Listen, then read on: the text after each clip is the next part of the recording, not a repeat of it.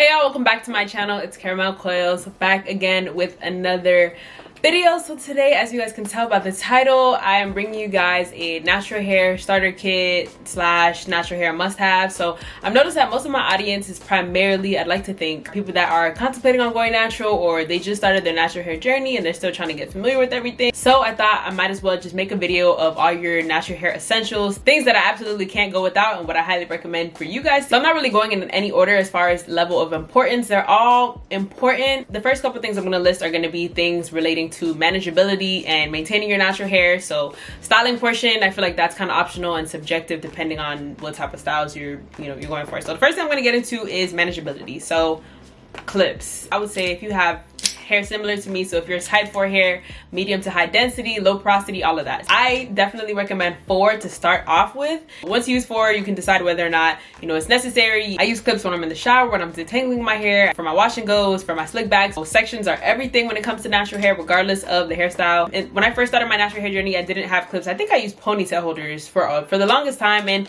kind of sort of got the job done, but these are just so much easier, so much more effective. My wash days are so much less tedious once I have these clips and I work in sections. You guys will see me use these on my channel. If you've been subscribed to me for a while, you know that I use these literally every wash day. So the next thing is you absolutely need, I feel like this kind of sort of goes without saying, a spray bottle. Whether you have a spray bottle from the Dollar Tree, Walmart, you buy a continuous spray bottle. Me personally, I haven't actually used one of those, but I'm sure they work just as good. The key to any style when it comes to low porosity hair is water, hydration, all that. I use this when I'm styling my wash and goes. I use this when I'm deep conditioning, because lately I've been deep conditioning outside of the shower. Spray bottle is a major key to any natural hairstyle. So, and that's that on that. Next thing I'm gonna get into is, I would say, took notes y'all because my thoughts be all over the place. So yeah, the next thing I'm gonna say is a shower mirror. Before I even went natural, I had a shower mirror, and it wasn't until I became natural where I really appreciated my shower mirror. Looking at your hair while you're washing it is just as important as feeling it. For example, if you're trying new products, if you're trying a new technique, you want to make sure that you can actually see the results, see any changes, especially for beginning naturals, you're transitioning. You want to see the gradual changes, you want to see the progress that your hair is making. Really and truly, I feel like you have a different sort of appreciation for your hair when you can see it in the shower. I don't know if that makes sense, but next thing you're gonna need to find is your preferred detangling tool. So I like to alternate between my Tangle Tamer and my Felicia Leatherwood brush. Either or, it really just depends on what your hair needs. I like to alternate, but it's definitely not necessary to have two. I bought the Tangle Tamer and I got sent the Felicia Leatherwood brush, so why not? But it really just depends on what you need. Whichever brush detangles your hair most thoroughly, you lose the least amount of hair, it's most gentle. I have a video on my channel comparing these two brushes together, so if you don't want to purchase them, you just want to see how both of these work on my hair, I'm gonna link that above for you guys. Just make sure that you're broadening your horizons past the Denman brush, because I think that is definitely probably the most overhyped natural hair tool. It's just not it for me. It's way too harsh. It pulls my hair out. It doesn't clump my curls. It clumps my ends, but that's about it. From my roots to like halfway down my hair shaft is just frizz, and it's just not it for me. Next thing you're gonna need is a satin bonnet. So you want to get a big, decent size satin bonnet, because there's these, these are cute and nice, when you have a nice little blowout and you wrap your hair for the night and you need something to cover it. These are cute and nice, but in reality, I mean, it's just not it for me. Yeah. If I were to try and fit all of my hair in this, it would just squish my hair and, hold on. Fix my hair real quick. By the way, can we get into this bomb wash and go, y'all? This definition, this is day 3 hair. I've definitely picked the hell out of my hair and stretched my hair, but that's because I just wanted to get into some volume. Despite the frizz and volume that I primarily contributed to, it's a poppin' wash and go. But anyways, back to what I was saying. So they serve their purpose back in the day, but it's just not gonna cut it. We work way too hard on our curls to just put this on and squish it at the end of the day. So definitely want to use either an adjustable satin bonnet or just a decent sized satin bonnet. This one is from Tailored Beauty. I got this at a hair show a while ago. It's reversible and I literally wear this every night. And because I'm extra, I also use a satin pillowcase. Either or will do. I just like to show you guys the different options. So I like to use both just to, I sleep a little wild, and there's some times where my bonnet comes off of my head. So this is just for maximum protection. If you didn't know already, cotton pillowcases and just cotton in general can really dry out your hair and cause frizz, and We don't want that. Like I said, we work way too hard on our curls. Next thing I'm going to recommend for you guys are seamless or ouchless. I forgot what kind of ponytail holders these are called. But these don't have the metal, but they also don't have that plastic, or no, not plastic, but the glue. Like compared to this, for example, this one doesn't have metal, but it does have this glue right here, which I find, I don't know if you guys can see, but I find that my hair gets caught on this. Plus these are really tight and I'm not a fan of it. I prefer these. They're a lot more flexible. They're a lot more flexible, and there's no seam. So highly recommend these for your slick back hairstyles. When I usually use 2 of these for my slick back, for my slick buns or my slick ponytails, and sometimes for stretching my hair. But if I'm doing a puff, this is what I also recommend for you guys.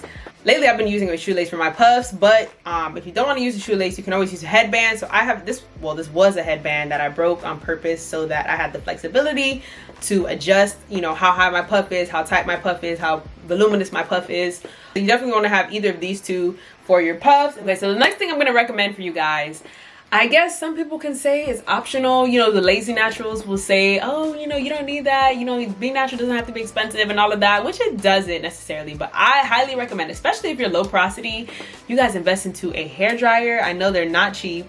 They're not cheap at all. I have a standing hooded dryer. Low porosity hair, if you really want your deep conditioners to work, you definitely 100% have to apply heat. If I don't apply heat for my deep conditioners, might as well not have used the deep conditioner, because it's literally just going to sit on my hair. It's not going to penetrate my strands. It's not going to moisturize my hair. It's just a waste of time. Highly recommend a hooded dryer, not just for deep conditioning, but also when it comes to styling your hair. So setting your wash and go, setting your perm rod set. I find that my wash and goes tend to set a lot nicer once I've sat in the dryer rather than letting them air dry. If you're low porosity like myself, 9 times out of 10, your wash and go is probably going to take the entire day to dry, because that's definitely the case for me. And I don't always have time for that. Like, as far as maintaining your hair overall, maintaining the health of your hair, definitely want to invest into a standing, or not, doesn't have to be a standing dryer, but just a hooded dryer overall. If you can't afford one of those, the next best bet would probably be maybe a thermal cap. I say I'd probably use that if I was traveling. Like, it gets the job done to a certain extent. Or you guys can invest into one of those inflatable dryers where you use a blow dryer. I see people use them all the time. The only downside of that is, and with the thermal cap, you can't use it to actually set your hair. Now, these last 2 things I'm going to list are strictly just for styling purposes, so technically you can say these are optional. All of this is subjective. You're not obligated to, you know, incorporate any of these tools or any of these styles into your natural hair routine. Just my preference is you're gonna need a hair pick. So if you have type 4 kinky hair, 9 times out of 10 the shrinkage is real, which is okay, but you know, sometimes we want to get into that volume. The pick is definitely gonna do that for me. So let me see, I'm gonna go ahead and pick it out a little more for you guys just so you can see. But volume is everything. I love big hair. You can use a pick, you can use a wide tooth comb, whichever works for you. So the next few things I'm going to say that you need for styling purposes would be a toothbrush, well, not a toothbrush, but an edge brush. So I like to use toothbrushes for my edges. The edge brushes that most people use that have the comb on one side and the edge and the brush on the other side, I feel like it's way too hard and will definitely wear my edges out. This is a lot more gentle. It's a soft bristle toothbrush and it's gentle for my edges. So this, sometimes I use a Rattail comb for my edges also, so I alternate between these 2. And lastly, a hard bristle brush.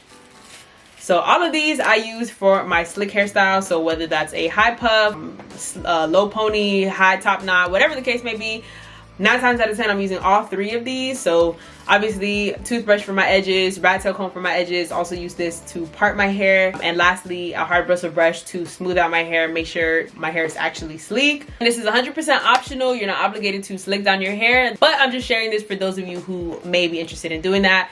Those are your major essentials for any slick hairstyle. Since we're talking about laying edges and slick hairstyles, you're definitely gonna need a silk scarf to set your hair, set your edges. So this scarf, I'm not really sure where I got it from. I found this in the house like a year or 2 ago. I use this whenever I'm laying my edges, whenever I'm slicking my hair into a puff, a ponytail, all of that. Major key, I hope you guys probably know by now, in order to have any slick hairstyle or to have laid edges, you need to set your hair. So definitely invest into some type of satin scarf that's going to do that for you. And while we're talking about satin, another thing you want to invest into, wow, this is a lot of satin stuff, is a scarf that you can use to pineapple your hair. So usually a square scarf will suffice. You just fold it over, well, it's not a tutorial. Fold it over and go ahead and pineapple your hair like that. This also, don't know where I got it from, but usually your local beauty supply store will have something like this, y'all. The final thing that I say that you would need is an essential, are bobby pins. I feel like this goes without saying, whether you have natural hair or not. I don't use them that often, to be honest. Really and truly, whenever it comes to shaping my hair, this always comes in clutch for me. So whether it's for my bangs, you guys know the front of my hair is a lot longer. Well, not longer, but it's a looser texture, so it appears to be longer. So whenever I want to do this look, typically I'll use a bobby pin or two, put it right here so that it gives me the illusion that I have bangs. Don't ask me why I didn't use them before this video. If I want to show my edges, I'm doing a side part, I will, you know, bobby pin this part of my hair back. If you want to do a fro hawk, bobby pins just come in handy, y'all. Whenever you want to shape your hair, whenever you want to style your hair, these come in clutch. That's pretty much everything, y'all. And these are just like the first things that I could think of. These are the essentials, must-haves. This is not to include any products. Obviously, I didn't use any products in this video, so if you guys want to see a natural hair must-haves products, I can definitely do that for you guys as well. But hopefully this helps anybody who is just starting their journey, anybody who's contemplating on going natural. These are, I feel like the tools are probably the cheapest, most affordable things about being natural. Nothing here that I've listed, oh, other than the dryer, I would say costs $5 or less. Let me see, let me double check. Shower mirror, okay, and oh, the brush, okay. The largest investments would probably be the hair dryer for sure, shower mirror, and the detangling brush. But everything else, extremely affordable. You can probably find at your local beauty supply store, Target, Walmart. I hope you guys found this video helpful. If you have any questions, make sure to leave them below in the comments section. If you enjoyed this video, make sure to give it a thumbs up. Thank you guys so much for tuning in. I'll see y'all next week.